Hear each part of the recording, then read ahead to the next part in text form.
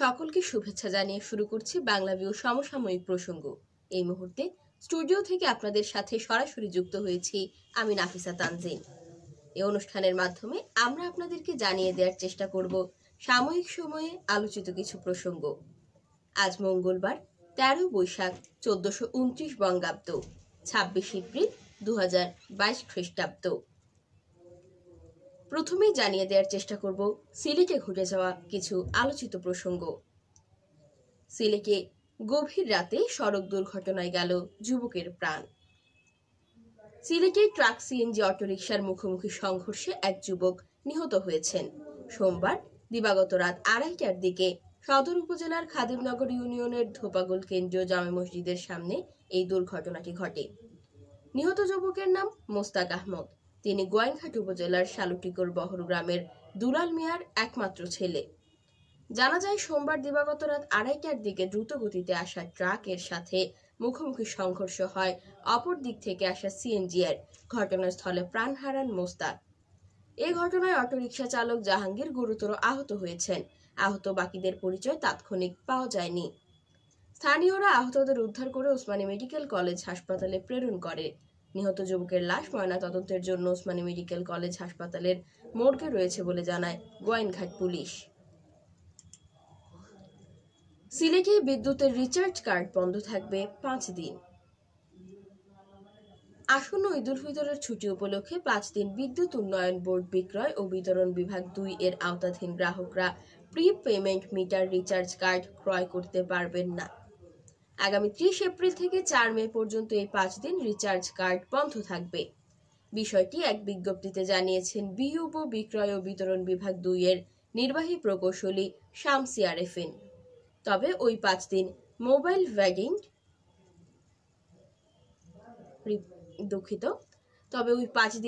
Variant এর মাধ্যমে recharge card বিক্রয় করা যাবে। সিলেটে প্রধানমন্ত্রীর উপহারের ঘর পেল 4000 পরিবার। প্রধানমন্ত্রীর উপহারের ঘর পেল 4000 গৃহহীন পরিবার। ফলে ঈদের আগে এসব পরিবারের মানুষ পেলেন স্থায়ী ঠিকানা। প্রধানমন্ত্রী শেখ হাসিনা মঙ্গলবার এই ভূমিহীনদের মাঝে জমির দলিল সহ এসব ঘর হস্তান্তর করেন। প্রধানমন্ত্রীর কার্যালয় সূত্রে জানা গেছে, মুজিব বর্ষে প্রধানমন্ত্রীর উপহারের ঘর নিয়ে মহাযজ্ঞ চলছে সারা দেশে। আশ্রয়ন 2 প্রকল্পের আওতায় তৃতীয় ধাপে এবার 65,474টি পরিবার ঘর পাবে।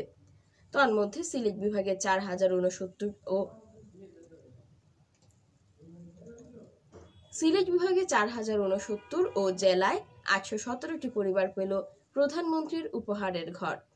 মঙ্গলবার সকাল 11টায় প্রধানমন্ত্রী শেখ হাসিনা গণভবন থেকে ভার্চুয়ালি যুক্ত হয়ে দেশের 4টি উপজেলায় গৃহহীন মানুষের হাতে এইসব উপহার হস্তান্তর করেন। প্রধানমন্ত্রীর ভার্চুয়ালি অনুষ্ঠানে যুক্ত ছিল সারা দেশের মতো সিলেট বিভাগের সকল উপজেলা প্রশাসন। অনুষ্ঠানে আওয়ামী লীগ ও অঙ্গ সহযোগী সংগঠনের বিভিন্ন পর্যায়ের নেতাকর্মীরাও উপস্থিত ছিলেন। অনুষ্ঠানে প্রধানমন্ত্রী বলেন, আজকে ঈদের আগে আশ্রয়ন প্রকল্পের তৃতীয় পর্যায়ে 32,904 জনকে ঘর উপহার দিচ্ছি। এটাকে আমি বলবো ঈদ উপহার। একটা ঘর পেয়ে মানুষ যখন হাসে তখন সব থেকে বেশি ভালো লাগে জানিয়ে প্রধানমন্ত্রী শেখ হাসিনা বলেছেন, জাতির পিতা এটাই তো চেয়েছিলেন। সিলেটের জেলা প্রশাসক মোহাম্মদ মুজিবুর রহমান জানান, আশ্রয়ন 2 প্রকল্পের আওতায় তৃতীয় ধাপে সিলেট জেলায় 817টি পরিবার প্রধানমন্ত্রীর উপহারের ঘর পাচ্ছে।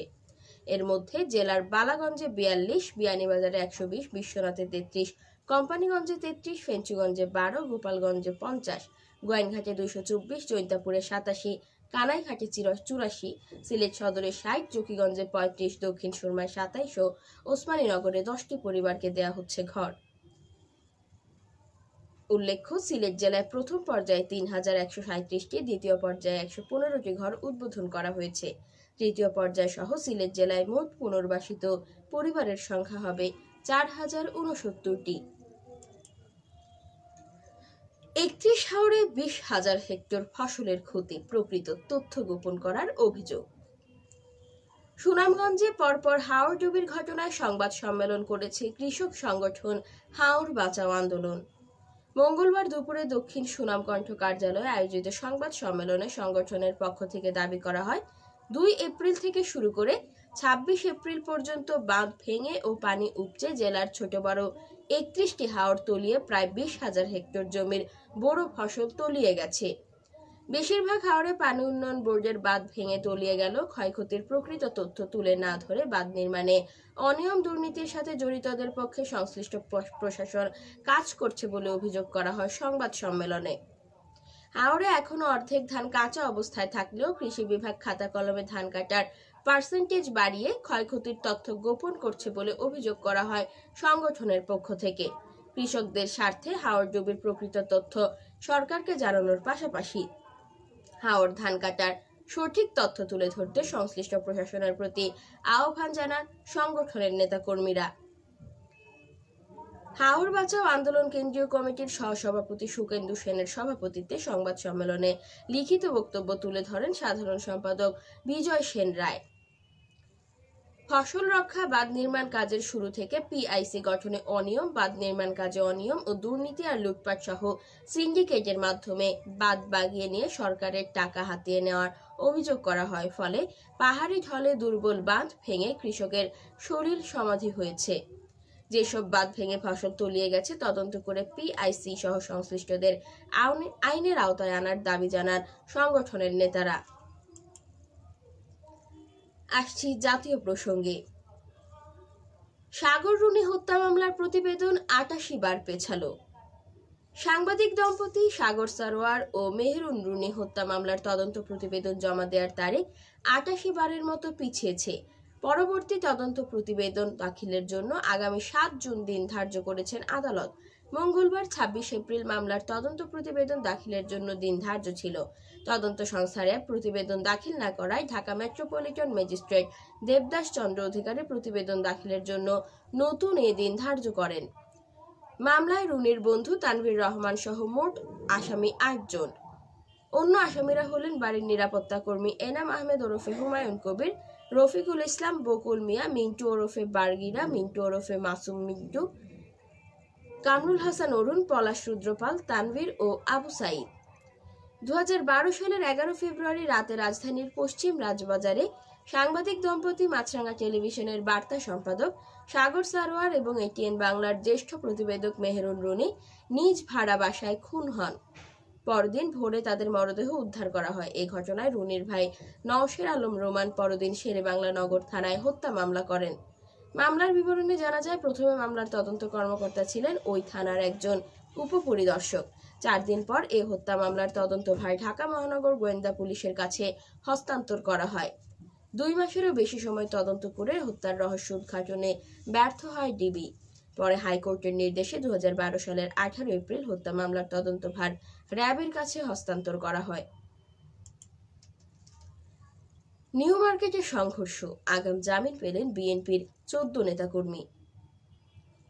রাজধানীর নিউ মার্কেটে ঢাকা কলেজের ছাত্রদের সঙ্গে ব্যবসায়ী ও দোকান কর্মচারীদের সংঘর্ষের ঘটনার মামলায় বিএনপির 14 নেতাকর্মীকে আগাম জামিন দিয়েছে হাইকোর্ট।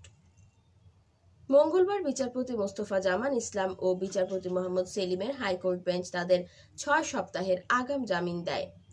জামিন পাওয়া 14 নেতাকর্মী হলেন আমির হোসেন আলমগীর মিজান, হাসান জাহাঙ্গীর মিঠু, হারুন হাওলাদার, শাহ আলম সন্টু, শহীদুল ইসলাম শহীদ, জাপানি ফারুক, মিজান ব্যাপারী, আসিফ, রহমত, বিল্লাল, মনির, জুলহাস ও বাবুল। আদালতে আবেদনের পক্ষে শুনানি করেন ব্যারিস্টার কায়সার কামাল। এর আগে গত 23 এপ্রিল পুলিশের কাজে বাধা দেওয়ার অভিযোগের মামলায় বিএনপি 3 দিনের রিমান্ড মঞ্জুর করেন ঢাকার মেট্রোপলিটন ম্যাজিস্ট্রেট মামুনুর রশিদ। গত 18 এপ্রিল দিবাগত রাত 12টার দিকে ঢাকা কলেজের শিক্ষার্থীদের সঙ্গে নিউ মার্কেটের ব্যবসায়ী কর্মচারীদের সংঘর্ষ হয়। প্রায় 2.5 ঘন্টা চলে এই সংঘর্ষ। এরপর রাতে পরিস্থিতি নিয়ন্ত্রণে এলেও 19 এপ্রিল সকাল 10টায় বাবা মোহাম্মদ নাদিম হোসেন বাদী হয়ে নিউ মার্কেট থানায় একটি হত্যা মামলা করেছেন। মুরসালিনের ভাই বাদী হয়ে আরও একটি হত্যা মামলা করেছেন। এদিকে এই ঘটনায় পুলিশ বাদী হয়ে 2টি মামলা করে, একটি মামলা বিস্ফোরক দ্রব্য আইনে এবং অন্যটি পুলিশের উপর হামলার অভিযোগে। 2 মামলাতে নিউ মার্কেটের ব্যবসায়ী কর্মচারী ও ঢাকা কলেজের শিক্ষার্থী সহ মোট 1200 জনকে আসামি করা হয়েছে। বিদ্যুৎ বিভ্রাটে টিকিট বিক্রিতে ধীরগতি। সকাল 8টা বাজতেই কাউন্টার থেকে টিকিট বিক্রি শুরু হয়। ঠিক 10 মিনিট পর রেল স্টেশনে বিদ্যুৎ চলে যায়। 28 মিনিট পর 8:38 বিদ্যুৎ আসে। এতক্ষণ ধরে স্টেশনের কয়েকটি কাউন্টারে টিকিট বিক্রি বন্ধ থাকে। রাজধানীর কমলাপুর রেল স্টেশনে আজ মঙ্গলবার সকাল 8টার দিকে দেখা গেল এমন ঘটনা। ঈদ উল ফিতর উপলক্ষে গত শনিবার থেকে ট্রেনের অগ্রিম টিকিট বিক্রি শুরু হয়েছে। আজ চতুর্থ দিন বিক্রি হচ্ছে 30 এপ্রিলের টিকিট। ঈদের সম্ভাব্য তারিখ হচ্ছে আগামী 2 মে। ঈদের ছুটি বিবেচনায় গত কয়েকদিনের টিকিটের তুলনায় 30 এপ্রিলের টিকিটের চাহিদা অনেক বেশি। ফলে ওই দিনের টিকিট কাটতে রেল স্টেশনে টিকিট প্রত্যাশীদের ভিড়ও অনেক। এই ভিড় সামলাতে পারছে না স্টেশন কর্তৃপক্ষ। সকালে টিকিট বিক্রি শুরু হওয়ার পর বেশ কয়েকবার বিদ্যুৎ চলে যায়। এ সময় কয়েকটি কাউন্টার থেকে টিকিট বিক্রি বন্ধ রাখা হয়। ফলে ঘন্টার পর ঘন্টা অপেক্ষা করা টিকিট প্রত্যাশীরা ভোগান্তিতে পড়েন। কিছুক্ষণ পরপরই তারা স্টেশন চত্বরের সারিতে দাঁড়িয়ে শোরগোল ও চিৎকার করছিলেন। রেলওয়ে কর্তৃপক্ষ জানিয়েছে, ঈদ যাত্রা শেষে ট্রেনের ফিরতি টিকিট বিক্রি শুরু হবে 1 মে থেকে। রেলওয়ে কর্তৃপক্ষ জানিয়েছে, আজ 27,853টি টিকিট বিক্রি হবে। এর মধ্যে অনলাইনে বিক্রি হবে 12,157টি এবং কাউন্টারে বিক্রি হবে 15,696টি। স্টেশনে নারীদের ভোগান্তির অভিযোগের বিষয়ে মোহাম্মদ মাসুদ সারোয়ার বলেন, আগে নারীদের টিকিট কাউন্টার ছিল একটি, সেখানে সেটি 2টি করা হয়েছে। নারীদের নিরাপত্তায় আইন শৃঙ্খলা রক্ষাকারী বাহিনীর সদস্যরা কাজ করে যাচ্ছেন। রোহিঙ্গা ক্যাম্পে 16 লাখ টাকার জাল নোট সহ গ্রেফতার 2। কক্সবাজার উখিয়া শরণার্থী ক্যাম্প থেকে 16 লাখ টাকার জাল নোট সহ 2 জনকে গ্রেফতার করেছে আর্মড পুলিশ সদস্যরা। মঙ্গলবার ভোরে উখিয়া 1 নং লাম্বাসিয়া ক্যাম্প থেকে তাদের আটক করা হয়। একই সঙ্গে একটি মোটরসাইকেলও জব্দ করা হয়। গ্রেফতারকৃতরা হলেন উখিয়া হলদিয়া পালং মৃত আজিজুর রহমানের পুত্র মোহাম্মদ রহিম ও পশ্চিম হলদিয়া পালং ফিরোজ মিয়ার পুত্র সরওয়ার কামাল। বিষয়টি নিশ্চিত করেন 14 আর্ম পুলিশের অধিনায়ক নাইমুল হক। তিনি জানান, একটি দল দীর্ঘদিন ধরে টাকা নকল করছিল। ঈদকে সামনে রেখে সেই টাকা তারা ক্যাম্পের বিভিন্ন এলাকায় ছড়িয়ে দিত। এমন গোয়েন্দা তথ্যের ভিত্তিতে তদন্তের পর 2 জনকে আটক করা হয়েছে। তাদের কাছ থেকে 16 লাখ টাকার জাল নোট, একটি মোটরসাইকেল উদ্ধার করা হয়েছে। গ্রেফতারকৃতরা উখিয়া থানায় হস্তান্তর করা হয়েছে বলে জানান আর্ম পুলিশের এক কর্মকর্তা। আসছি আন্তর্জাতিক প্রসঙ্গে। লিবিয়া হতে ইউরোপে রওনার পথে 5 শতাধিক বাংলাদেশি আটক। ভূমধ্যসাগর উপকূল থেকে 5 শতাধিক বাংলাদেশিকে আটক করেছে লিবিয়ার পুলিশ। রাজধানী ট্রিপলির পূর্ব উপকূলীয় জেলা মিসরাতা থেকে অবৈধ পথে ইউরোপে পাড়ি দেওয়ার প্রস্তুতির সময় আটক করা হয় এই অবৈধ অভিবাসীদের। আটকদের অধিকাংশই বাংলাদেশের নাগরিক। তারা জারিক উপকূল থেকে নৌকাযোগে ইউরোপের উদ্দেশ্যে রওনার প্রস্তুতি নিচ্ছিলেন।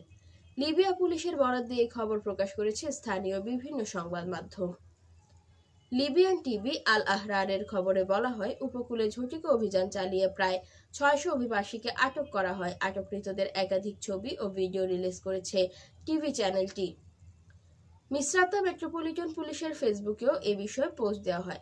মিসরাতা সিকিউরিটি ডিরেক্টরেট পরিচয়ে প্রতারিত এক বার্তায় বলা হয়, প্রায় 600 অবৈধ অভিবাসী সাগর পাড়ি দিয়ে ইউরোপ যাত্রার প্রস্তুতি নেওয়ার সময় তাদেরকে আটক করা হয়।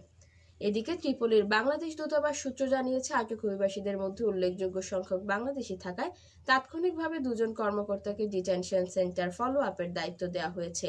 তারা IOM এবং স্থানীয় পুলিশের সঙ্গে ঘনিষ্ঠ যোগাযোগ রাখছেন। আটক অভিবাসীদের একটি অংশকে ট্রিপলি নিয়ে আসা হয়েছে বলে জানিয়েছে দূতাবাস।